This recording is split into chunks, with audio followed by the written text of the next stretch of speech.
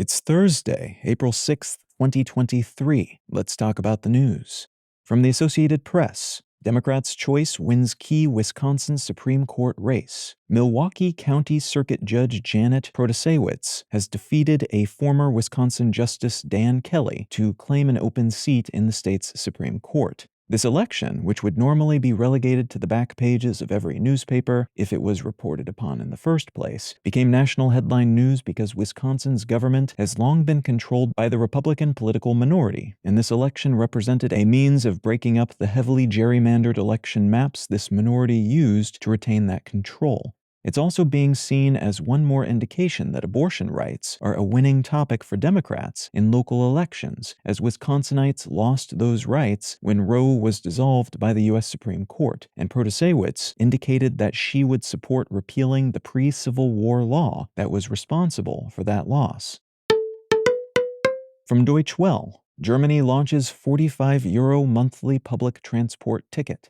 Germany's coalition government has announced a new €49 monthly travel ticket that allows those who purchase it to travel on all local and regional buses and trains as much as they want. This is meant to help the country reduce its reliance on car travel and was developed based on findings from a previous effort that offered a similar ticket for just €9. The idea was to give folks the same flexibility and versatility, but to make the ticket a bit more expensive so that the program would be more sustainable economically.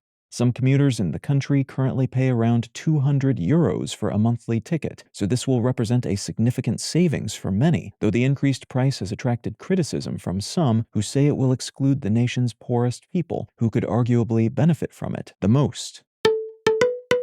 And from Reuters, extra space to buy Life Storage for $12.7 billion in self-storage megadeal. U.S.-based self-storage company Extra Space Storage has announced a deal to acquire rival Life Storage for $12.7 billion in stock. This is mostly notable because this merger will significantly decrease competition in this space. It's akin to Coca-Cola buying out Pepsi, but in the self-storage industry. And it's happening at a moment in which self-storage demand is waning due to post-pandemic purchasing patterns and concerns about the economy truncating consumer spending. If regulators allow this deal to go through, and it's currently expected that they will, Extra Space's number of storage locations will increase by more than 50%, up from its current more than 1,150 locations across 37 states and Washington, D.C.